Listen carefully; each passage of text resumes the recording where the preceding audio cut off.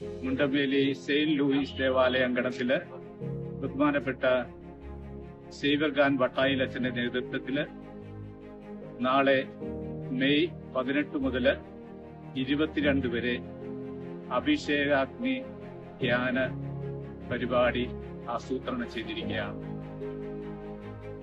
എല്ലാ ഇടവകാംഗങ്ങളെയും അതോടൊപ്പം തന്നെ അയൽപക്കത്തുള്ള എല്ലാ പ്രദേശവാസികളെയും ഈ ധ്യാനത്തിലേക്ക് ക്ഷണിക്കുകയാണ്.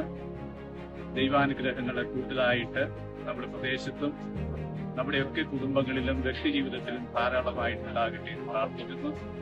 നിങ്ങൾ ഒരിക്കൽ കൂടി ഈ ധ്യാനത്തിലേക്ക് സ്വാഗതം ചെയ്യുന്നു.